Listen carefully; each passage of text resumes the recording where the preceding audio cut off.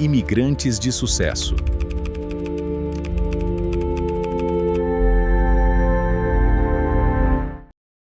Estamos aqui hoje com a nossa máquina, Giovana Sammo, que além de atleta da Matchbox, é psicóloga clínica e da saúde, está atuando na área e atende principalmente imigrantes, não é, Giovana? Sim, eu projeto esse ano. É esse o projeto, a gente vai falar sobre isso na nossa entrevista hoje. Se você ainda não conhece o CrossFit ou ainda não treinou e quer conhecer imigrantes e conhecer também o CrossFit, aproveite, faça uma aula experimental aqui na Matchbox e eu tenho certeza que você vai gostar muito. Hoje nós vamos conversar com a Giovana. Giovana, muito obrigada por ter aceitado o nosso convite, por empregar seu tempo aqui conosco. Muito obrigada. De nada. O prazer é meu. Vamos Obrigada começar. Olha, fica à vontade, tá bem? Para responder como você quiser. E a nossa primeira pergunta é sempre clássica. Já treinou hoje? Já treinei. Tá treinando quantas vezes por semana? 5 a 6 vezes. Mas normalmente é 5. E como é que o CrossFit e a Matchbox surgiram na sua vida? Por curiosidade. Isso porque eu sempre estive acostumada com desportos de equipa. Porque eu fazia vôlei antes. Ah, não sabia. Sim, eu fazia vôlei antes. Só que depois, quando eu saí de Angola para aqui, eu parei de fazer o vôlei. E estava só na faculdade. E na altura comecei a ir para o ginásio. Só que o ginásio é muito chato. Pode falar, pode Assim, falar. A volta do CrossFit sempre acha chato. Eu achava o ginásio muito chato. Uma vez, numa das aulas do grupo que tinha lá no ginásio, alguém falou, isso é parecido com o CrossFit. Eu fiquei, CrossFit? Por acaso o nome ficou mesmo na minha cabeça. Depois, quando eu cheguei em casa, eu pesquisei CrossFit, porque eu queria saber um bocadinho mais, porque eu tinha gostado dessa aula. E me apareceu a Matchbox, foi a primeira box que apareceu logo. Oh, boa. E eu liguei logo a pedir uma aula experimental. Pronto, e foi assim que eu passei a conhecer a Matchbox. Vim para aqui, fiz aula experimental. Eu queria, por acaso, fazer mais 3 ou 4, que era para saber se realmente para você ou é não. para mim ou não. Mas ficava um bocadinho mais caro do que se eu, calhar, tentasse aí já fazer a inscrição. E começar. Mensal e começar. Então, comecei para ir com 2 vezes por semana. E foi assim.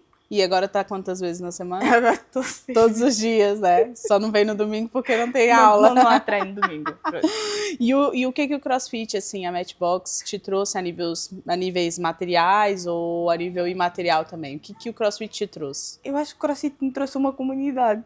Sim. Sim, é mesmo uma comunidade e muitas pessoas na vida, se assim posso dizer. Olha, vou partilhar aqui uma experiência que é o meu primeiro trabalho cá em Portugal, com um contrato de trabalho, foi sugerido por alguém aqui da Matchbox na altura, que era gerente de um restaurante, e disse, olha, estou à procura de emprego, e ele disse, olha, por acaso fui promovido a gerente, vou recomendar o teu nome e o RH vai ligar para ti. E foi assim que eu consegui. Que bom! Entre outras coisas, depois trabalhei no outro sítio também, que foi um outro amigo que me disse, olha, acho que tu tens perfil para isso, tu gostas de crianças, não queres esse emprego? E eu, sim. Portanto, para além me trouxe uma comunidade que me auxiliou muito em muitas coisas fora daqui, não é? Além da amizade. Além da amizade, sim. Além da amizade, para além disso também, o CrossFit, acho que para todos nós sentimos um bocado isso, que é a consistência. O CrossFit dá-te muita consistência, e também regras, que é de chegar às horas, não é? E depois essa consistência, por incrível que pareça, tu consegues também aplicar noutras áreas da tua vida. É verdade. Isso é muito importante. Acho que uma das coisas que o CrossFit me trouxe foi isso. Para além de ser consistente aqui, com os treinos e durante os treinos, ser consistente também fora do CrossFit. Tem falado de outros aspectos, que é a resiliência também, para aguentar um bocadinho aí determinadas demandas da vida. Sim. E também em termos corporais, se eu tiver-me a alongar muito disso. Não, pode ficar à vontade, à vontade. Eu acho que a minha relação com o corpo, por exemplo, antes era mais estética, que é eu queria ter um corpo assim, eu achava que eu quero ter um corpo assim. E desde que eu entrei na Matchbox, durante esses anos todos, eu fui realmente tendo uma outra visão de corpo, que é, ok, não interessa muito o aspecto desse corpo, mas o que ele faz é incrível. Ou seja, comecei a ganhar mais consciência corporal e comecei a valorizar mais aquilo que o meu corpo faz. Ou seja, achei-me incrível quando fiz a primeira pull-up, achei incrível o correr X, porque chegar aqui, tu vês o treino e dizes, ok, esse treino é péssimo, eu não ia conseguir isso. E depois das conta que afinal o teu corpo é realmente capaz de alcançar esse nível de força, que é capaz de aguentar durante 20 minutos intensos de treino, é incrível e é bonito.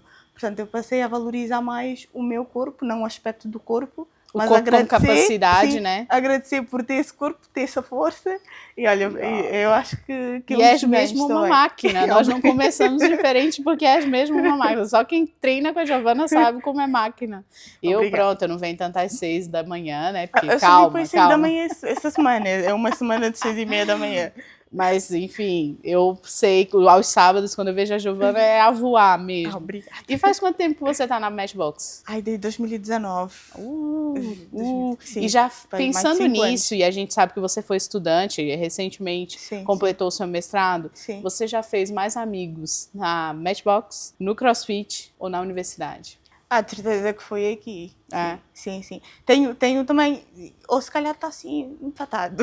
Uhum. Sim, mas vou falar dos dois sítios, por exemplo, na universidade e aqui. Fiz mais amigos aqui. Ok. Sim, isso é sem dúvida. Fiz mais amigos aqui do que na universidade. Mas você sentia que não havia tanto essa abertura para amizade ou a nível da universidade? Ou você acha que é uma questão mesmo circunstancial, porque no CrossFit está todo mundo mais descontraído, vamos dizer, do Sim. que a universidade? O que achas? Não, é porque eu lembro-me na altura em que eu entrei para a faculdade, eu não vi muita abertura mesmo dos colegas, vou ser sincera, não vi mesmo muita abertura, também não me identificava, também estava a conhecer a cultura e pronto, olha, dentro da minha turma, acho que ninguém tinha assim grande interesse em ser meu amigo, mas Não eu sabem também... o que perderam. Mas eu também na altura era assim um bocado... Tu num outro país, às vezes ficas mais tímida, né? Sim. Falava com os colegas, mas no outro dia, por exemplo, esses colegas já não falavam comigo. Imagina, houve uma situação que eu fiquei meio... Na altura, fiquei, que triste. Que foi de alguém que eu conheci logo no primeiro dia de aulas. E depois de 2 ou 3 dias, por não sermos da mesma turma, a pessoa passou e nem me cumprimentou. E eu fiquei, nós em Angola não somos assim. Sim, esse primeiro corte dói, né? Essa primeira vez. E eu fiquei, em Angola eu cumprimento pessoas até que eu não conheço.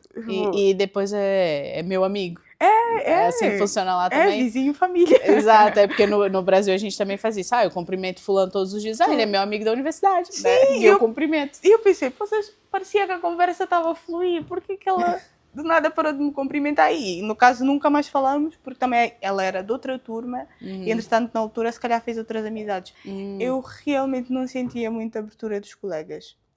Depois eu fui fazendo uma outra amizade, mas assim, no geral, não me sentia muito confortável. Sim. E o facto também de eu ter depois investigado ou ficado na Matchbox foi isso. Eu senti uma abertura aqui. Foi um choque, porque eu não encontrei pessoas da minha idade. Na altura eu tinha 19 anos. Mas isso não foi impeditivo? 20 anos? Não, muito pelo contrário. Eu acho que encontrei aqui pessoas muito abertas por exemplo, a me dar informações, muito abertas a perguntar como é que eu estou.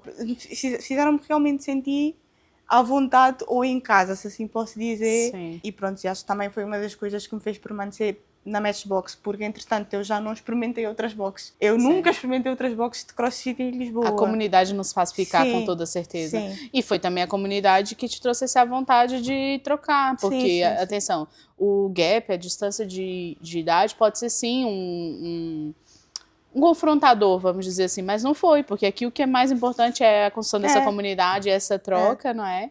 Do que, sei lá, idade, profissão ou qualquer outra característica que a gente carregue conosco. Sim. Isso é muito importante. E que às vezes na universidade isso não é levado em conta, não é levado, né? Sim, porque eu cheguei aqui e foi. Eu também, no caso, estava à procura, porque acho que acontece com toda pessoa imigrante e na altura eu não tinha minha irmã aqui, e eu estava só com uma amiga, só que essa amiga estudava no outro sítio e essa amiga, em termos de exercício, também não fazia muito. Portanto, não fazíamos as duas exercícios.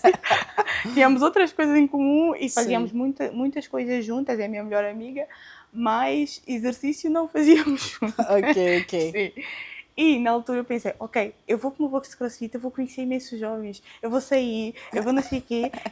Não, pensando no social, né? Sim, eu pensar numa parte mais social. Encontrei, sim, mas depois aí a diferença de idade também fez diferença, que é... Sim, os gostos e os hábitos. Há sítios que eles já tinham passado e não queriam passar mais, e eu queria passar porque nunca tinha passado, mas na mesma eu fiquei porque as pessoas receberam muito, muito bem. E a gente queria perceber mais sobre a sua imigração, Giovana. Nós sabemos que você é de Angola, né? E o que essa palavra Angola remete a você? Se você pudesse definir, o que é Angola? Ai, é realmente a casa, Angola é a minha casa. É casa? É a minha casa, é o meu lugar seguro, se assim posso dizer. Ainda é? Ainda é, de certeza que ainda é. E Não, como é sem que foi chance. sua infância em Angola? Eu acho que a minha infância foi bonita, digo que não foi má ao todo. Houve baixos, não é? Quando não me deixavam sair de casa, mas ok. Não, mas assim, no geral, foi uma ótima infância lá, porque eu sou de uma cidade que é mais a sul, que é o Lubango, que é o Ila. Ok. Portanto, daquilo que eu recordo foi uma infância super tranquila. Olha, nada assim muito... Mas gostou de viver em Angola? Acha que... Porque esse sentimento de casa não é tão fácil de traduzir, né, psicóloga? Ah, sim, desculpa. Como é que você... Porque quando você fala casa, eu consigo perceber porque sou imigrante. Mas imagina que a gente tivesse alguém nos assistindo que não é imigrante. O que é esse sentimento de casa? Principalmente para alguém que nunca saiu da própria casa. Ok, vou explicar. É assim, aqui em Lisboa, para nós também, que já estamos aqui há mais tempo, também acabamos por perceber como casa. Mas é uma casa diferente. Ok. Isso porquê? Porque eu acho que há tensões que a pessoa ganha aqui, que tem muito a ver com o processo mesmo de aculturação, que basicamente eu saí de lá e tinha 18 anos ou 19. Antes disso... O fim da adolescência, sim, né? o fim da adolescência eu não era uma adulta. Portanto, logo que eu cheguei aqui, eu fui obrigada a fazer essa crescer um bocadinho conversão, mais né? rápido, a fazer essa conversão, que é tratamento de documentos, e é muita coisa. Portanto, eu acho que, eu digo que é um lugar seguro já em Angola, porque eu quando estou lá, parece que volto aos meus 17, 18 anos. Ou seja, é algo seguro e também tenho lá pessoas com vínculos muito seguros que me fazem estar mais descansada emocionalmente, porque, ok, eu estou cá em Portugal, é uma casa também, não é? Como eu disse, mas emocionalmente ainda há impactos. Há coisas que só que acontecem aqui, que eu sei que se calhar eu ia viver de uma outra forma se eu estivesse lá ao lado da minha família. Claro, não é? Com certeza. Sim. E eu te pedi para explicar esse contexto, que agora ficou completamente claro, e eu falei psicóloga, porque eu sei que para você ouvir esse conceito é super básico e você assimila ele muito rápido. Mas é um conceito muito difícil de ser explicado, né? Esse sentimento de conforto que só um lar traz pra gente, que só essa sensação de descanso, de você não precisar estar preparada o tempo todo para resolver coisas, isso tudo... Desacelerar esse ritmo todo. Exatamente. E é normal, né, a gente sempre deixar alguma coisa para trás. Você usou um termo que eu gosto muito, que é esse processo de aculturação, né? Deixar um trejeito, se adaptar aí ao frio europeu. Existe algum costume que você tinha lá e que você simplesmente abandonou? Já pensou nisso? Que eu abandonei. Ou que ainda perdura. O que você deixou para trás e o que você carrega contigo sempre, assim, a nível de costumes? E, olha, a nível de costumes e cultural, eu acho que é a alimentação. Ok, você carrega? Eu carrego sempre. Ok. Sim. Agora, o que eu deixei é mais difícil. Ainda não... Vai pensando, eu vou responder depois. Mas, por exemplo, há hábitos que eu realmente não deixei, mas tem mesmo muito a ver com a alimentação, porque é algo também muito cultural. Sim. Aqui, obviamente, muito diferente de lá. Por exemplo, nós temos o nosso funge. Eu convido toda a gente a comer um dia. Eu ainda não conheço, você acredita? Eu não conheço funge. Vamos combinar. Todos os meus amigos angolanos falam de funge, mas eu nunca comi. Sim. Então é impossível para o angolano, por exemplo, deixar o funge. Que é carboidrato. Que é carboidrato. Agora, uma coisa que eu deixei mais difícil, eu até ia falar da roupa, mas a roupa foi meio algo... obrigação. O estilo, sim. Ou seja, uma obrigação se adaptar a um estilo europeu. Sim. Eu acho que também é um tema que poucas pessoas falam, mas eu acho que é muito interessante. Porque a forma como tu te vestes tipo, no teu país é totalmente diferente da forma como tu te vestes aqui. E isso tem impactos psicológicos e tem impacto na tua identidade. Portanto, eu me vi muito com problemas de identidade mesmo, não é? Na altura em que eu cheguei aqui, por causa da roupa. E outro assunto interessante é que quando eu falava desses assuntos com a minha psicóloga, na altura era a minha psicóloga, ela nunca relevava, porque ela não era imigrante e porque ela, obviamente, nunca tinha passado por isso e era muito difícil para ela entender. E eu percebo. é difícil às vezes empatizar com todas as situações da pessoa, não é? Claro. Ela empatizava, sim, com a situação, mas não percebia. E eu dava conta que ela não percebia. Sim, sim. E tanto que esse assunto passou assim, tipo, raso. E é interessante você colocar isso, porque eu vivenciei isso também, vivencio muito isso também, dos papéis que a gente assume e das Sim. máscaras que a gente precisa vestir. E quando eu falo máscaras, eu estou fazendo uma associação à vestimenta, ao estilo. Sim. E faz todo sentido. E é assim, eu adoro mesmo as vestimentas de origem africana, as matrizes africanas em geral. A questões das múltiplas cores e da mistura de cores que faz... que uma pessoa pode olhar e falar, nossa, que mistura absurda. E que depois você olha e fala, uau, que mistura absurda, no sentido...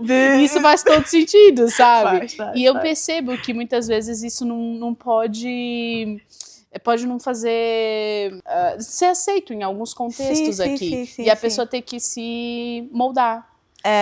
Mas esse molde é o que você falou, causa impactos na nossa identidade, com certeza. Sim. E às vezes eu lembro que eu passei por isso e a minha irmã também, que vou falar aqui de um aspecto assim muito básico que a nós foi uma confusão e é confusão até hoje, que é das calças. Eu sou uma pessoa alta, não é? Sim. Eu quando cheguei aqui, eu nunca encontrava calças que me chegavam tipo aqui. Era sempre calças que me batiam aqui. Com a minha irmã aconteceu o mesmo. Sim. E era algo que me irritava. Portanto, às tantas aquilo começou a me irritar. Ou seja, eu tive que mudar uma logística toda de como é que eu me vestia antes para passar a me vestir, no caso, de uma forma nova. Sim. E isso teve grandes impactos na minha vida. Eu já tinha problemas disso lá no Lubango, no caso que é a minha casa, porque eu estudei num colégio e nós usávamos uniforme. Então, até os 17 anos, eu usei uniforme. Ao fim de semana usava a minha roupa, mas era roupa de casa. Portanto, também nunca tive assim muito tempo para investigar o meu estilo. Mas quando saí de lá foi pior. Foi tipo uma das coisas que até hoje, assim também posso dizer, ainda é uma complicação. É eu tentar me identificar com alguma coisa. E era tão relevante para mim que alguém tipo, tentasse perceber que realmente é um problema para mim. Sim. E depois, entretanto, aí infelizmente não fui acolhida da melhor forma e também percebo o porquê. Sim. E às vezes quando a gente retorna também o olhar daqueles que lá estão à nossa espera... também nos mostra que a gente está muito diferente. Sim. E às vezes nós mesmas, você é capaz de fazer essa elaboração, porque pronto, é uma pessoa que está dentro desse contexto do que é a identidade das pessoas e como se constrói, mas nem todo mundo tem essa consciência. E assim, parece banal, né, falar da roupa, mas é a forma que nós nos apresentamos pro mundo e como nós estamos no mundo, né? E isso tem a ver com as nossas origens também. O nosso estilo tem a ver com as nossas origens. E do que você tem mais orgulho, assim, de Angola? Se você falar do seu país, do que você tem mais orgulho? Tenho orgulho de muita coisa. Pode falar a comida, a gente aceita. Não, a comida também. Claro. Que eu gosto muito de comer mesmo. Não, mas é porque eu sei que a culinária angolana é super rica. Eu imaginei que fosse isso, mas não. O que seria? Mas eu acho que seria o humor angolano. Eu adoro muito o humor angolano. Uau, você apanhou a coisa que eu... Olha, ainda bem que foste tu falaste, porque assim, eu adoro o humor angolano. Pra mim... tá mesmo assim nos tops. Eu acho que o humor cearense, que é uma região do Brasil, é muito bom. E eu vejo o humor angolano mesmo quase assim muito bom. É daquelas coisas que me apanha mesmo, sabe? O humor angolano tá aí, que vai ter orgulho. Eu acho que é o humor angolano, porque assim, nós temos humor em tudo, mesmo em desgraça há sempre humor, há sempre um meme a se fazer em cima da desgraça. Portanto, eu acho que isso é um ato de resiliência, sinceramente. Com certeza. Eu acho que não é muito fácil, às vezes rimos de determinadas situações e aquele povo ri. É triste, sim, ao mesmo tempo, mas também é realmente libertador e é admirável. Acho que é algo para... Eu concordo plenamente, não podia concordar mais. Engraçado, não lembrei, pensei na comida, porque eu também sou como Lone e gosto, mas realmente o humor angolano é mesmo uma coisa assim a se guardar e a se preservar. E é o que me faz lembrar quando eu penso em alguém angolano, quando eu construo o meu estereótipo, que não é tanto o estereótipo né, corriqueiro, é o meu. Eu lembro sempre do humor, e isso é muito, muito bom. E como é que anda agora, nessa altura da sua vida, a sua relação com Angola? Já pensou em voltar? Como é que tá essa situação? Já pensei em voltar, sim. Por várias situações. Mas são situações mais... Pronto, nem é o país em si, mas é mais familiar. porque no caso eu tenho pessoa que é minha irmã, não é? Uhum. E uma das coisas que eu sempre quis, eu sempre disse aos meus amigos, aos meus familiares, não é de conhecimento da minha mãe, mas eu quero muito ver a minha mãe envelhecer. Eu acho que eu estar aqui, sem ver ela dar assim uns passinhos para cima, não é? Pronto, causa-me uma certa tristeza. Ok, e eu Sim. também sou capaz de perceber Sim, completamente. portanto seria mais por isso e pronto, seria mesmo por coisas familiares. E também porque é muito cansativo às vezes estar aqui com as burocracias todas. Com certeza. E a gente vai entrar nesse tópico assim que a gente Sim. fizer mais uma questão sobre essa sua questão da integração cultural aqui, né? Você já sentiu algum choque cultural em relação aos seus relacionamentos, por exemplo, pessoais mesmo, não só amizades, mas a nível pessoal, assim, algum choque cultural para se relacionar? Ou as pessoas que você busca para se relacionar são sempre da cultura angolana? Como é que é isso? Ou a cultura Sim. portuguesa nesse aspecto, você já não tem nenhum choque com isso? Não, acho que eu não tenho assim grandes choques. Ainda há algum, mas não tanto. Porque, pronto, me relaciono agora com... Depois eu na faculdade de Psicologia, eu fiz amizades portuguesas. Foi já diferente da experiência de Direito, porque às vezes também depende da universidade, do curso, acho que há grande diferença. Mas em Psicologia eu já senti mais abertura das minhas colegas, também éramos muitas meninas. Ok. E já fiz muitas amizades aí portuguesas e tenho uma amiga, uma E para grande além amiga. da amizade? Para além da amizade, ainda não fui para esse patamar. Ok, Não. ok. Olha, tá aí, tá na pista, como a gente diz no Brasil. Ainda não fiz. E não sei se vou fazer. É uma das coisas que realmente me custam um bocadinho mais. Mas é por sua parte ou porque você sente que não há uma abertura? Não, é pela minha parte. É pela minha parte mesmo. Ainda Sim. tá vivendo outras situações. É pela minha parte, não tem nada a ver com as pessoas. Ok. Isso a gente sempre pergunta dessa parte dos relacionamentos, porque Sim. a gente convivendo com tantos imigrantes, né, apesar do nosso relacionamento não ter acontecido na imigração, mas a gente convive com tantos imigrantes e a gente percebe que isso também faz parte da integração das pessoas, não é? Faz. E afinal, quando é que pensaste em migrar para Portugal e por que isso aconteceu assim? Eu nem pensei em migrar, quem pensou foi o meu pai. Ele pensou por ti? Ele pensou por mim, ele decidiu por mim. Ok. E, então, ou seja, não foi uma decisão minha, eu não queria vir para aqui. Eu ao todo não queria vir para aqui. Ok. Mas ele decidiu que era melhor eu fazer a faculdade aqui e eu vim. Mas não foi uma decisão mesmo minha, não decidi isso. Ok. E acho que aos 17 anos também não tinha capacidade para decidir para onde é que eu queria estudar. Eu só queria ficar na minha casa. Então a sua família sempre apoiou que você viesse? Sim. E foi Foram eles que decidiram, não fui eu. Eles é que me mandaram, não é? Eles conversaram entre si e disseram, ok, vamos mandar a Giovana, e mandaram. E até hoje lidam bem com isso? Ou estão muito naquele registro do volta? Como é que é essa parte? Já estão mais no registro do volta. Agora que eu me formei, estão mais no registro de volta e eu estou mais no registro, olha, vou ver. Não me mandem. Não, agora que já sou adulta, eu vou decidir. Olha, vamos esperar. A próxima fase é a Giovana que manda. Sim. A minha mãe sempre respeitou mais as minhas escolhas e sempre apoiou as minhas escolhas. Portanto, para ela é onde tu achas que dá para ti, se tu encontrares um emprego que gostas. E a tua irmã veio depois, né, Giovana? A minha irmã veio depois. Aí já por sua influência também nem quis? Pela influência dos pais dela, claro. Ok. Eu não tinha nada a ver com isso. Não coloque culpa, não é? E depois desse tempo todo em Portugal, das suas experiências, né, como aluna, enfim, vivências sociais, o que você acha que são as melhores qualidades de Portugal? É difícil. É difícil. Tô brincando, então. Não, mas pensar assim, né, numa pergunta tão generalista, assim, sim. Sim. Ai, repete a pergunta. Pensando na sua vivência aqui, né, quais são as principais qualidades de Portugal? As melhores, assim, que achas que é aquilo que vale a pena ser destacado em Portugal?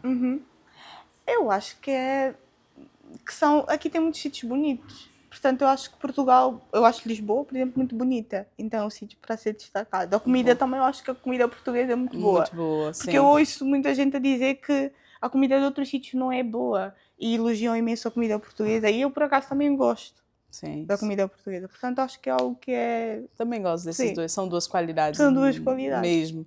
E a gente foi ver sua vida pregressa, né? Seu Facebook e coisas assim. E a gente viu que em 2019, ou seja, você estava recém-chegada, né? Você publicou um link interessante de uma frase que eu vou ler aqui, que dizia: é fácil a quem nunca saiu do país dizer que a vida lá fora é fácil. Você passou por isso com amigos e pessoas da família? De achar que o que você estava vivendo aqui era muito fácil? Sim, as pessoas de Angola, no caso que é o meu país, alguns familiares também, têm muita tendência de achar que tu aqui estás a viver um sonho. Eu realmente acho que as pessoas idealizam algo um bocadinho fora da realidade. Ou seja, eles estão no país que é Angola e devem achar que Portugal não é um país.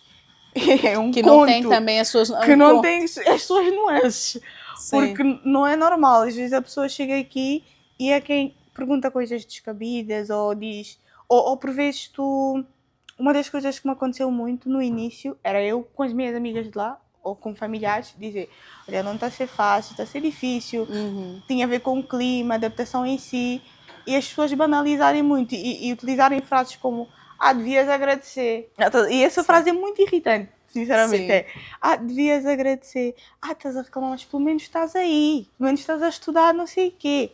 Ok, eu sou grata, muito obrigada, senhora, mas também temos dificuldades, não é? Apesar de ser grata por determinadas coisas, também é desafiante, é difícil. E a minha adaptação não foi realmente fácil. Nos primeiros não foi realmente fácil, foi muito difícil em termos emocionais, foi um embate muito grande, foi o clima, como eu disse, a roupa, é tudo junto. E a pessoa está a vivenciar isso realmente, e depois estás a vivenciar já esse turbilhão de informações, tanto da faculdade como do país em si, ter que fazer imensas mudanças em ti, não é? Sim. E vem alguém de lá a pensar que isso aqui é um conto, que estamos aqui todo no mundo das maravilhas e dizer, olha, pelo menos estás aí é mais fácil que aqui não sei o quê, aqui nós estamos a fazer isso, aqui nós estamos assim, e vocês aí estão bem. E não tem... Desconsidera muito a vivência de quem está aqui e que está passando por uma vida que acontece diariamente. Porque, óbvio, tem coisas boas e a gente é grato por isso. Mas também tem coisas muito desafiantes e que nos leva para um lugar menos feliz, pronto. E que merece também ser ouvido. E, às vezes, não encontrar essa escuta, vamos dizer assim, de pessoas que a gente gosta tanto, às vezes é o que mais dói, né? Sim. E do outro lado, né, a gente sabe que existe, assim, a construção de muitos estereótipos, nós sabemos que a construção de estereótipo é natural, a gente sabe, por exemplo, que brasileiros criam estereótipos em relação a argentinos e o inverso, os norte-americanos em relação aos brasileiros e o inverso. E quais são, assim, que você diria hoje, os maiores estereótipos que você já percebeu que criaram sobre os angolanos aqui? O que você acha que são os estereótipos, como os portugueses ou a malta que vive aqui vê os angolanos hoje? Encontrei 2 tipos de estereótipos, que é a síndrome da riqueza. Há muita gente que pensa que angolanos são ricos, literalmente, e eu pensava, não, quem me dera. Não. Eu já ouvi esse, por acaso. Já ouvi esse também. Tem esse. Sem falar também que lá em Angola há primos e primas e alguns que pensam que basta tu chegares aqui e estás totalmente rico e pedem tipo dinheiro e não sei o quê, e tu fica, eu não sou rica, sou pobre, se calhar até estou mais pobre que tu que estás aí. Sim. E aqui igualmente já encontrei pessoas que realmente achavam que os angolanos, se calhar não sei se ouviram ou se conviveram, realmente eram pessoas muito ricas e que vinham aqui também só para gastar dinheiro. Na faculdade encontrei o estereótipo do africano/angolano burro, ou seja, toda a gente, de certa forma, sempre a desvalorizar o teu intelecto. Isso é muito real. Nas aulas, tanto para professores como mesmo para estudantes. Porque uma das coisas também que me fez, se calhar, não lidar na altura com alguns colegas era isso. É que falavam contigo como se tu não estivesse a perceber. Porque o sotaque é diferente. Então, por vezes, falavam contigo como se tu fosse uma pessoa, como se não estivesse a perceber o que ele está a dizer. E tu estavas a perceber, não é? Claro. E notava-se aí o que a pessoa, no caso, estava a pensar. Ou seja, não era só um preconceito linguístico, era mesmo de achar que... Era no geral. O ser angolano vinha de um lugar menor, a nível intelectual. E era muito chato. Portanto, também foi uma das coisas que me afastou muito dos estudantes na altura. Claro que sim. Só imagina ser vista como menor só pela sua nacionalidade. Só pela nacionalidade. Isso é muito sério, muito constrangedor. Eu vi isso acontecer com os angolanos, sabe? Eu vejo isso acontecer com os angolanos. De achar que vocês são ricos. Eu até acho graça, porque eu sinto que alguns angolanos fazem graça com isso e eu acho meio muito engraçado. Tenho 4 carros lá. É isso. E essa outra parte que é muito, muito dura, de achar que a intelectualidade não se faz fora da Europa. Sim. Eu bato sempre muito nessa tecla. Vivemos num mundo globalizado, não é de hoje. Não foi a tecnologia digital que globalizou o mundo. Isso já existia antes. A relação Portugal-Angola é muito antiga, não é? Muito antiga. E achar que não se faz intelectualidade lá é resumir um povo a uma característica preconceituosa.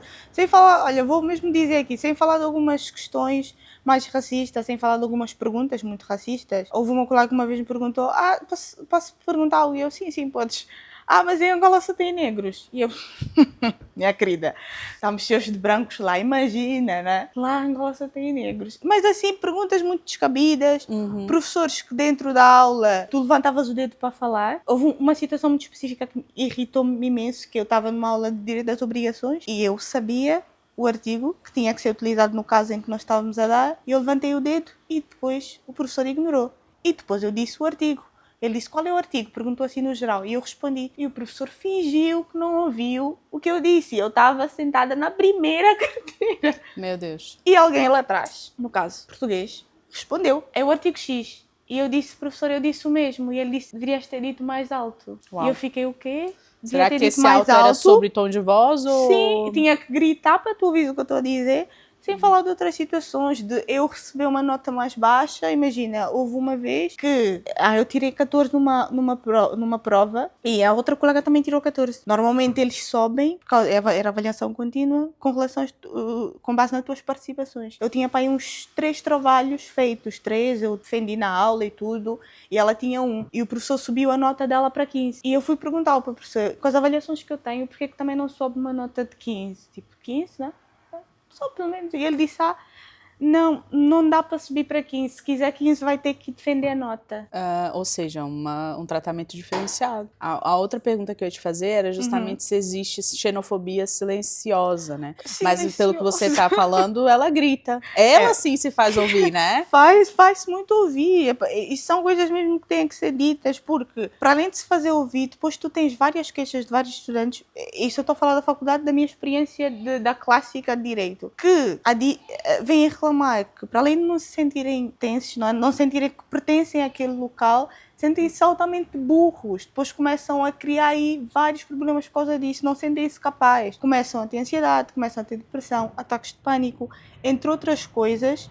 E estamos a falar de alguém que já está com uma grande pressão de mostrar que realmente está aqui a se esforçar e caso a passar nas disciplinas, para os pais. Claro. Porque há uma grande pressão que é o teu pai que está aqui a pagar os estudos e as escolas públicas, no caso os estrangeiros pagam mais, nas escolas privadas tu também, pagas e são caras, e tens aquela pressão de que eu tenho que tirar boas notas porque as pessoas que estão lá, o meu pai e a minha mãe que estão a pagar os meus estudos, estão à espera de um resultado, não é? No caso, eles estão a dar e também têm que receber qualquer coisa. E, para nós, adolescentes, dar aos pais é dar notas. Claro. Não até porque ainda é o nosso sistema de avaliação, são notas. São notas. Não adianta a gente falar, olha, fui super bem. O pai quer ver um dado. Um dado, quer ver a prova. E para alguém que já está com essa grande pressão, já está com vários outros problemas aqui da adaptação, que é do clima, da comida, entre outras coisas, tem mais que levar com racismo, xenofobia, discriminação, é horrível. E eu ia te perguntar sobre uma xenofobia velada, uma xenofobia silenciosa, porque eu achei que... Porque eu não vivi a universidade aqui, né, Giovana? Os meus processos que eu vivi foram sempre ligados à educação mais básica aqui, e já como professora. Mas eu achei que era um processo velado, porque eu não achei que as pessoas fossem capazes de fazer algo tão rude no século XXI e para com estudantes universitários, que são adultos e sabem exatamente o que o processo está acontecendo. São. Não sei se você também teve vivências de racismo, ou foi sempre muito mais atrelada à xenofobia? Imagina, foi muito mais atrelada à tua nacionalidade como angolana, ou foi também aconteceu com relação ao tom de pele? Ou você não consegue identificar ou distinguir? O tom de pele, sim, claro, muito sutil, muito assim, a passar por aí, mas também já vivi algumas situações. Uma das situações até que eu vivi foi já fora da faculdade, mas isso tinha a ver com o meu cabelo. Okay. Eu já não me recordo. Foi de uma nutricionista que disse que o meu cabelo era de uma galinha. Meu Deus. Sim. Eu fui para consulta E ela me disse assim, a semana passada estava de tranças, e disse, sim, estava com um Giríssima, penteado. que eu vi por acaso, estava giríssima. Na altura também, e depois disse, e agora me chega aqui com um cabelo que nem uma galinha. Que absurdo. Me disse mesmo assim. Não, sinceramente. É porque as pessoas não sabem como elogiar, porque tu tava gira de trança, mas tava gira do outro jeito também. Quem é ela pra criticar sobre a aparência de outra pessoa? Sim. Sabe? Então, pronto. Eu acho que o racismo aqui também é vivido de uma forma mesmo muito sutil nas empresas, nas instituições, não é? Sim. Sim, aí eu acho que todos nós, não só, no caso, pelo meu tom de pele não, mas por ser imigrante também há muita coisinha. Sim, eu faço sempre questão de diferenciar essa questão da xenofobia e do racismo, porque as duas coisas acontecem em paralelo, né? Uma pessoa falar do seu cabelo e uma pessoa achar que você é burra porque você veio de um determinado lugar, são coisas diferentes. São coisas diferentes. As duas são muito más e não tem como colocar em patamar, vamos dizer assim, mas são coisas que doem, mas que, legalmente falando, estão separadas, né? Estão separadas, assim.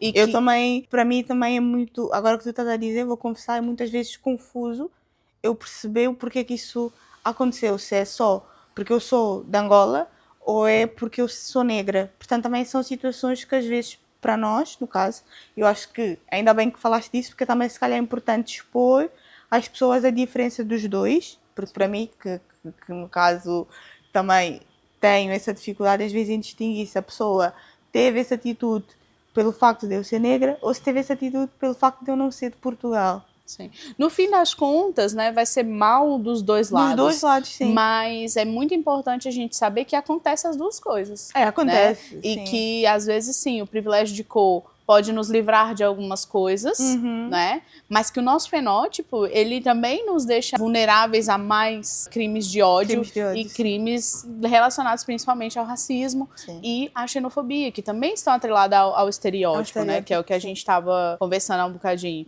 E assim, pensando nisso, qual foi o dia mais difícil como imigrante? Isso foi há tempos. É? Quando não me contrataram por causa do meu título de residência, no caso. Meu Deus. Sim, que como já tínhamos dito, é uma situação também que está a acontecer com outras pessoas, que é quem está a andar com o recibo da AIMA, do pedido de autorização, não é? Que diz lá que ainda temos 60 dias válidos. As empresas, no caso, não aceitam aquele recibo. Mas será que as empresas não estão a aceitar porque elas desconhecem a lei, apesar de que está lá escrito? Ou será que é mais uma forma de xenofobia, e aí nesse caso uma xenofobia silenciosa, né? Porque a pessoa não vai te dizer, não te contratarei porque você é imigrante, mas ao mesmo tempo te tira de uma vaga, se valendo de uma incoerência no sistema e que sim exclui imigrantes do mercado de trabalho. Claramente exclui. Porque assim, quando essa situação ocorreu, eu por acaso depois falei com uma outra psicóloga também, ela é daqui, mas eu falei com ela, que é de um grupo que nós temos que é Afropsis, e ela me disse, olha, por acaso isto está também a acontecer com uma outra colega, também aconteceu o mesmo. E falei com um colega meu, amigo meu brasileiro, e ele disse, olha, por acaso também aconteceu com a minha amiga Dias. Ela foi no sítio tal, mostrou o recibo, e eles não aceitaram esse recibo, e o recibo diz que a residência ainda é válida por mais 60 dias, sem falar do Diário da República, que está lá aquela prorrogação de 6 meses para quem já está em tratamento de residência. E é isso, eu acho que isso não tem nada a ver com a lei, porque a lei é muito clara, não é? É muito clara, eu acho que não é preciso um advogado para interpretar aquela lei. Pois é. Eu acho que é mesmo uma forma aqui de exclusão. Com certeza, assim, com certeza. A imigrantes, não é? Claro que sim. E isso é uma coisa que muito se fala de imigração ilegal, né? Muito se fala. Sem conhecimento nenhum, principalmente das leis, mas pouco se fala de como as pessoas jogam com isso que se tem, e que, nesse caso, apesar da incapacidade da agência de regular todas as residências, por exemplo, mas existe também alguma coisa que nós estamos com dificuldade de regular, então vamos dar aqui alguma autonomia para esse cidadão. Para esse cidadão. Mas então, e depois as empresas ainda jogam com isso. Isso é uma falta de respeito com a lei e com o cidadão, o imigrante que está ali a tentar trabalhar de forma regular no país e com toda a documentação necessária. E é uma situação desesperante, porque tu ficas, então, onde é que eu vou bater a porta? Porque, no caso, a tua porta era o teu recibo e a empresa não aceitou o teu recibo. E tu ficas, ok, onde é que eu vou? Para quem é que eu vou me queixar? Até porque você está procurando o trabalho, você quer Sim. ser aceita, é um Quer rito ser de aceito, passagem. Claro. E o desespero é esse, é porque tu realmente não sabes como é que tu vais resolver essa situação, porque é de género, mas infelizmente está como está. Tu ligas, se calhar, para fazer um atendimento presencial, no sentido de, ok, vou pedir algo, um documento urgente, porque tenho essa situação para não perder o emprego. E não consegues fazer a marcação. Vais lá, não te permitem fazer a marcação presencialmente. Sim. Sim, tem que ser a marcação no site. No site também não consegues. Tá bloqueado, Está tá bloqueado. fora de ar. Ligas na área dos pedidos, que é o número 2, aquilo desliga automaticamente. Pedes informação e a senhora te responde: olha, vai lá para o site, porque aquilo tem aquelas informações todas lá. Não Minha tem. senhora, não Se tem. tivesse, não estávamos a ligar, não é? Sim, portanto eu me pergunto, como é que eles querem que nós resolvamos essa situação? Porque não tem como. E que esse tardar em resolver a documentação fomenta a xenofobia. Porque Claro. aqueles que já têm uma estrutura xenofóbica nas empresas se valem disso Sim. para inibirem os imigrantes de acederem a vagas que estão em falta, não é? Sim, que estão em falta, E no que caso. a gente precisa desses profissionais com mão de obra, e aquilo que tanto se fala, que é o que se espera do imigrante, é que seja um imigrante a trabalhar, Ativo a na própria, sociedade, não é? ativo e a contribuir, e nós somos a favor disso, atenção. Queremos estar aqui Sim. produtivamente falando, nós não estamos falando, não é, de outra situação, mas que depois são impedidos por uma questão São documental. impedidos por uma questão documental. É isso, então E o que te faria sair de Portugal, Giovana? seria seria uma das coisas que realmente me iam fazer sair de Portugal, seria essa situação toda com a AIMA, porque sinceramente eu não me vejo a passar pelo mesmo processo várias vezes. Porque no caso, o cartão de residente vai caducar outra vez. Claro, nossa, o meu eu já estou a pensar quando isso vai Quando- acontecer. E é isso. É uma E ansiedade que acresce uma a nossa ansiedade, existência que sim. não era necessário. Eu tenho um amigo que está a me dizer: Giovana, o meu cartão vai caducar no final do ano e eu já estou preocupado. Claro, Só para claro. tu veres. Então, seria uma das situações que realmente iam me expulsar daqui. Ou seja, a burocracia. E nós A temos burocracia toda. nós temos visto isso acontecer com muita gente. Sim. E com muita gente que foi força de trabalho, que tem sido força de trabalho nesse país. Sim. Isso é muito importante falar. Porque são pessoas que querem trabalhar, que querem viver cá, contribuindo, Sim. seja a nível social ou Formaram a cá, nível querem trabalhar aqui. e que não querem fazer conseguem. tudo, E que não conseguem simplesmente porque há uma ineficiência no sistema. E essa ineficiência está comprometendo dificultando vidas, a vida das pessoas de não é? forma muito grave. E, na sua opinião, a imigração faz a gente perder ou ganhar a identidade? Essa é mesmo para psicóloga. Eu acho que faz perder, porque tu ficas reduzido a um título de residência. Pois A é. tua identidade passa a ser de alguém. Eu passo a ser, no caso vou dar o exemplo da Lana, passa a ser Lana para ser alguém imigrante só. Nós somos primeiro vistos como imigrantes. Sim, tu és vista só como imigrante, não és vista como um ser individual com várias qualidades, não é? Potencialidades. Potencialidades, não. Tu és visto como um imigrante e és tratado como tal. A forma também como se trata o imigrante é totalmente diferente. Não te tratam, na minha opinião, não te tratam como alguém com uma identidade autêntica, não. Tratam-te como alguém que ou é para ser despachado ou é para ser tratado como um documento mesmo. Ou seja, desvaloriza a humanidade Desvaloriza que muito. há nas pessoas. não é? Eu percebo que realmente temos que ter documento. Isso é o processo de todo o país. Em todos os sítios tens de tratar a É residência. regulatório e pronto. Sim, mas depois a forma como isso é processado é já uma outra coisa totalmente diferente. A forma como as pessoas tratam-te nesse processo é totalmente diferente. O facto de eu estar sempre a ir para um sítio e quando tu dizes, olha, eu não tenho a residência, as pessoas começarem a tratar de uma outra forma, chega até a ser humilhante para alguém, para um ser humano. Acho que chega realmente a ser humilhante, não devia-se fazer. sim. Porque tu vês realmente como é que a pessoa te trata quando tu não tens um documento. Ou quando simplesmente chega alguém de lá, que não é daqui, vamos alguém do Brasil, alguém da Guiné, alguém da Angola, tem o passaporte português, como é que também depois essa pessoa é tratada? Não é? São tratamentos diferentes. Ou seja, coloca as pessoas em escalão. Em escalão, sim. Desumaniza, tratam-nos como coisa e não como seres coisa, humanos. né? Que atenção, e que o que eu tenho acompanhado é que os imigrantes têm muita necessidade, querem muito ter os seus documentos e não vejo ninguém descansado, tipo, ok, meu documento tá vencido, deixa, tá. Não, pelo contrário, é toda a gente interessado nisso. Então, Sim. você não ter o seu documento na atualidade regulamentado não significa que você não está a tentar fazê-lo e não significa que seja da sua parte a culpa. Né? Não é da tua parte e não significa que tu tens que tratar uma outra pessoa de uma outra forma só porque a pessoa não tem documentação. Exato. Essa pessoa continua a ser uma pessoa. É desumano, é um tratamento sim. desumano. A xenofobia e o racismo, eles são tratamentos que desumanizam as Desumanizam pessoas. muito. Sim. Tiram-te da tua individualidade, do que tu és. Eu acho que até mesmo nós depois, entretanto, dá aqui uma confusão identitária muito grande. É verdade. Tu passas a te perguntar, ok, mas quem eu sou, o que eu sou? Com certeza. Não é? O que é que eu estou aqui a fazer? Por que é que eu estou aqui? O que é que... Sabe, traz muitas questões existenciais que pesam a nossa vida, não é? Pesam. E você acha que deixa as pessoas mais fortes? Também. Tem uma parte gira que é essa.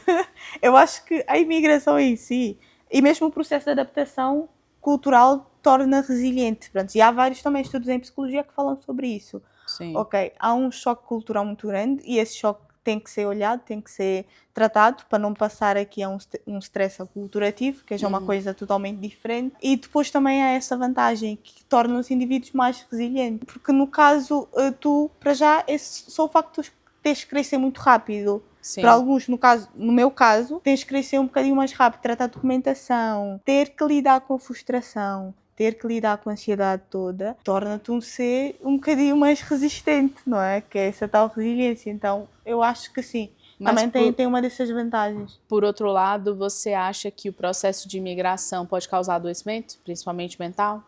Sim.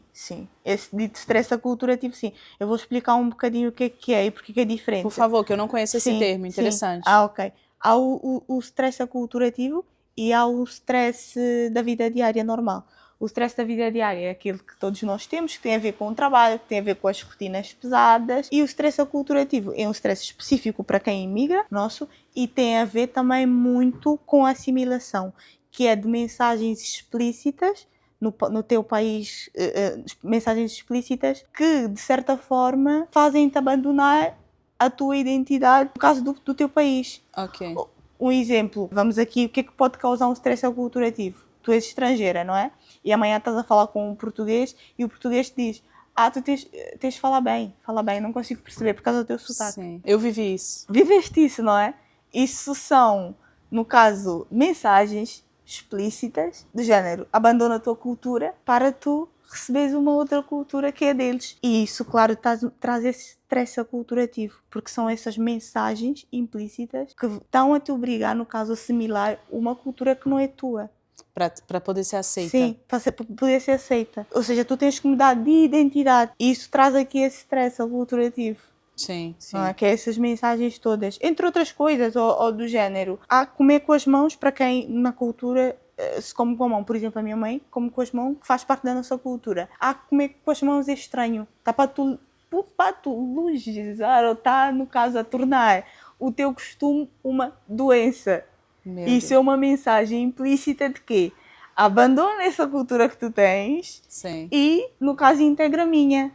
Isso traz o quê? Stress aculturativo. Porque, para além do teu stress da vida, tu tens que lidar com o stress ou a preocupação de mudar de identidade e integrar uma identidade que não é tua. E isso não se faz. Sim. E de como você precisa disso para ser a sua forma de passagem, quase que um rito de passagem para ser aceito naquilo. É assimilação. E isso até, essa palavra, por acaso, quando vi isso na literatura, para nós é uma palavra muito comum, porque nós isso vimos onde? Na escravatura. Exatamente. Não é? Que os povos... Foi assimilação. Na altura em Angola até se chamava o quê? Os assimilados. Que eram aqueles que estudavam e não sei o quê, que já tinham hábitos portugueses. Percebes? Okay. É a assimilação. É eles tirarem a cultura deles para assimilar uma outra cultura. E que realmente foi um roubo de identidade. Um roubo de identidade. E isso, hoje em dia, traz esse stress aculturativo. Claro. Se espremer para caber numa outra forma, não é? Sim. E essas mensagens tu encontras muito quando os estudantes, em alguns estudantes eu encontrei muito em dizer: eu não pertenço, eu sinto que eu não pertenço aqui, sabes? Porque se calhar ouvem várias mensagens a te dizer que realmente não pertences aqui. E depois se tu queres pertencer, tu tens que ser assim. Exato. E esse assim nunca tá bom. E esse assim nunca tá bom. E esse assim nunca vai ser o teu. Exato, exato. Não Ixi, tem essa como. conversa, acho que a gente precisava de um episódio só para falar de assimilação. E assimilação, Como mas é, a assimilação, qual é o termo correto? Assimilação, assimilação mesmo só. mas O estresse aculturativo. a estresse aculturativo. Sim. Nós precisávamos de um episódio só para isso, que É muito um interessante. tema muito interessante e também, no caso, a promover aqui o meu projeto. Claro, a gente vai ter também um tempo sim. para isso, mas já promove. Sim, E eu sei faz que tu, parte um bocado disso. estás a estudar muito sobre isso, e eu não conhecia mesmo esse termo, nem o assimilação. Assimilação, pronto, conheci o termo, mas não empregado dessa forma. Sim. E esse estresse aculturativo O estresse aculturativo, sim. é muito presente na nossa vivência. É presente, é um estresse diferente. É um estresse diferente. E que é difícil de explicar para quem não é Sim, imigrante. É sim, muito sim, difícil de sim. explicar. E agora vamos falar um pouco da questão da sua profissão, né, das suas experiências profissionais. Sim. Já trabalhaste aqui em Portugal, na tua área? Ou quais foram as suas vivências a nível de trabalho? Ok, eu terminei o ano passado, portanto ainda não tive a oportunidade de trabalhar na minha área. Estou a trabalhar agora, que eu comecei essa semana o estágio profissional. Bom. Mas já trabalhei em outros sítios, já trabalhei na restauração, já trabalhei em supermercados, como Continente ou Chã. Já trabalhei numa instituição, agora me esqueci do nome. Mas assim, como psicóloga ainda não tinha trabalhado. Já Ok. fiz estágios, mas foram estágios durante a licenciatura e estágios durante o mestrado. Sim. Sim. E por que você escolheu psicologia? Porque eu sempre gostei de psicologia. Mas já tinhas usado os serviços de um psicólogo antes, por exemplo? Antes da psicologia? É. Já. Porque eu sempre acreditei na psicologia. Esse é um ponto importante, né, Giovana? Sim, é importante tu acreditares nisso. É. Eu gosto de psicologia desde os 15 anos. Ok. Nessa altura eu já tinha dito que eu ia fazer psicologia, só que entretanto os meus pais tinham muita influência na altura e eu acabei por ir para direito, mas depois fui para o meu caminho e fui fazer psicologia. Boa. Mudou de rota, faz Mudei parte, de rota né? e foi muito bom. E Olha. quando você chegou em Portugal, que foi para estudar, né? Você sentiu que o nível estava acima do que esperava, como estudante mesmo? Sim. Ou não? Eu senti que estava diferente, acima não. Ok.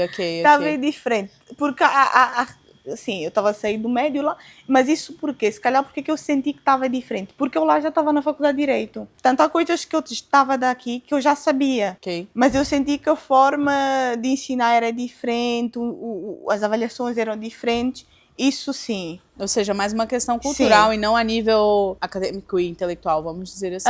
Não. Isso é muito importante a gente mencionar, né? Porque há esse mito de que é muito mais difícil, de que é inatingível.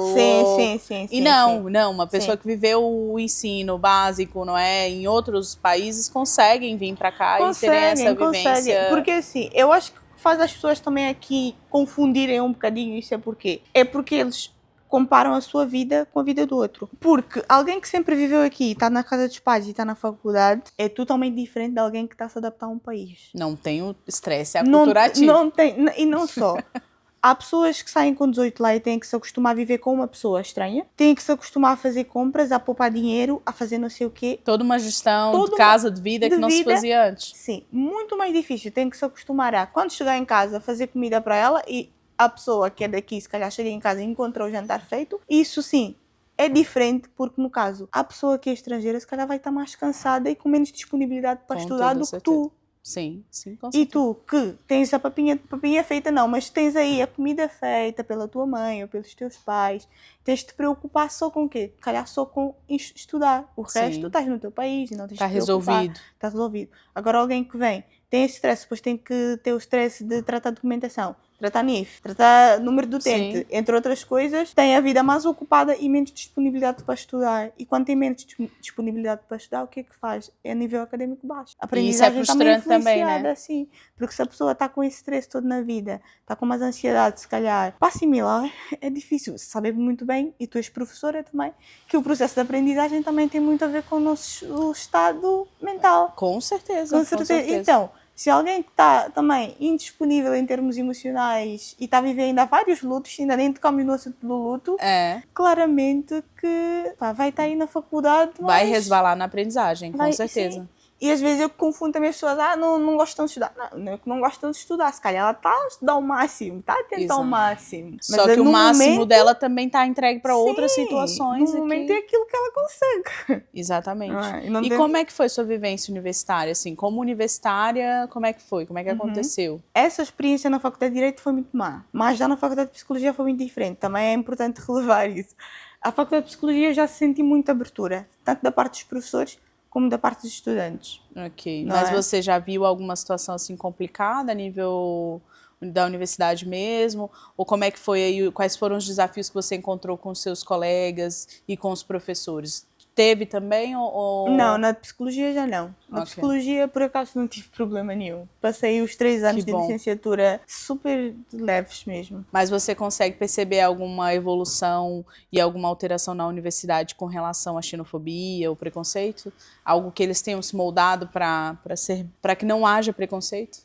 Ou nesse tempo que você esteve lá? Na Psicologia, sinceramente, não. Porque também, como eu não vivi nada assim, nem xenofobia, nem racismo por parte dos meus colegas, nem dos professores, portanto, não via assim também necessidade, porque parecia tudo muito... Mesmo as muito mais políticas tranquilo. avaliativas Sim, e tudo sim, eram mesmo em termos de políticas... avaliação, eu achei sempre que as minhas notas foram justas. Os professores davam-me sempre feedback que eu também considerava justo com relação daquilo que foi a minha prestação. Sim. Portanto, nunca...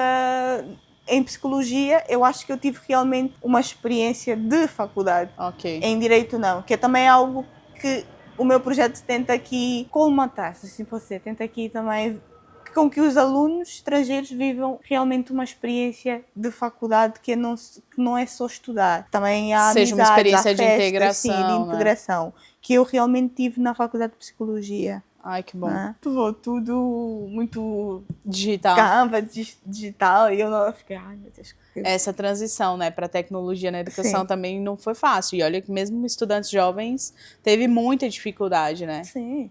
Mas isso, você acha que interferiu no seu processo de aprendizagem Não, ou logo não. você teve que... Não interferiu, porque eu depois, o que é que eu fazia? Eu não estudava no computador, já que as pessoas só punham matéria nos sites, eu imprimia, estudava, como antigamente. E a nível universitário, essa questão documental nunca foi um problema para você? Não, na altura porque eu estava com a residência válida. Ah, ok. Sim. Então foi... Não, e não só a Universidade Europeia, eles na inscrição, eles deixam tu te inscreveres com o passaporte. Ah, que bom. Que aí Sim. entras como aluno estrangeiro. Sim, Fizeste entras a como sua aluna experiência externa. como aluna estrangeira? Como é que foi? Não fiz.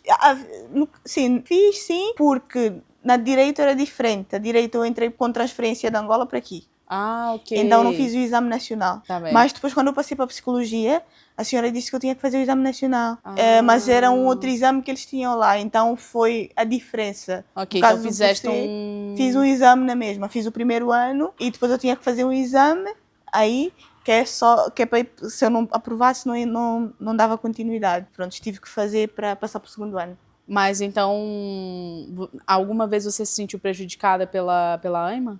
Só a nível profissional? Só agora a nível profissional. Anteriormente não, porque quando eu entrei para a Faculdade de Psicologia, eu tinha residência há 3 anos. Portanto, eu fiz os 3 anos com a minha residência. Ok, então não foi problema. Não foi É até problema. importante a gente ver isso, porque a gente vê como, afinal, essa questão da documentação traz uma calma para a pessoa viver o processo como deve ser. Traz. Não é? Eu quando recebi esse há 3 anos, eu fiquei, ok, que bom, eu vou ficar 3 anos sem pensar em residência. Descansadinha, não é? Descansada, é verdade. E aí agora falando sobre o seu trabalho, qual que é a importância assim, do seu trabalho como terapeuta, como psicóloga? E por que os imigrantes buscam auxílio psicológico? Eu acho que os imigrantes buscam auxílio psicológico por essa questão de não pertencimento. É uma queixa muito comum. Para além da ansiedade toda vivida e o stress todo vivido por causa do ensino em si, que é um ensino diferente, em que as pessoas estão aí a se adaptar, em que também tem estudantes que infelizmente conseguem um visto mais tarde e apanham já que o meio das aulas e é ainda mais difícil de estar a recuperar a matéria já dada. Fala-se muito, eu falei com uma rapariga da Associação de Estudantes da Nova e ela esteve a falar muito dessa queixa do não pertencimento mesmo. Eles realmente sentem que não estão acolhidos, não se sentem pertencentes à faculdade, não sentem que as pessoas lá esforçam-se para integrar eles dentro do ciclo ambiental da faculdade. E isso é também um dos meus trabalhos, que é trabalhar isso. Porque o seu foco agora são estudantes São imigrantes. estudantes imigrantes, pronto, internacionais, que vieram para cá e estão a viver várias dificuldades por causa desse choque aculturativo. Que sim, é um processo normal e eu acho que é um processo que vai ser sempre desafiante, mas eu acho que ele não tem que ser vivido com sofrimento, não tem que ser vivido com ansiedade, com stress, com ataques de pânico, isso não. Tem que ser desafiante sim, mas também há uma parte que tem que ser equilibrada. Portanto, o meu objetivo com esse projeto é realmente ajudar esses estudantes a viverem uma experiência autêntica na universidade e equilibrada, tanto a nível escolar, que é a nível de notas, também ajudar aqui em termos de rotina, como também a nível emocional, não é? Porque a imigração é desafiante a nível físico, emocional, é uma confusão, sim. É verdade. Mas seguindo adiante, nós queríamos saber em que momento a sua carreira está agora. O que você tem feito, quais são os seus próximos passos, quais são os projetos? Do momento, eu comecei o meu ano júnior profissional, que é exigido pela Ordem dos Psicólogos, e o meu projeto é realmente com estudantes, que é auxiliar aqui na parte mais integrativa. Futuramente também pretendo trabalhar com atletas, também sempre foi o meu desejo, daí ter feito vinculação a estratégias de coping no desporto e pretendo trabalhar em clubes e tudo mais, mas isso é futuramente. Durante esse ano o meu projeto vai ser mesmo só com escolas. Falar aqui de ansiedade, stress aculturativo. Olha, precisamos fazer umas parcerias, né, Giovana? Sim, para estudantes. Falar aqui de algumas estratégias que eles podem adotar para uma melhor integração. Boa. Não é? Portanto, o trabalho vai rondar mesmo nisso durante esse ano.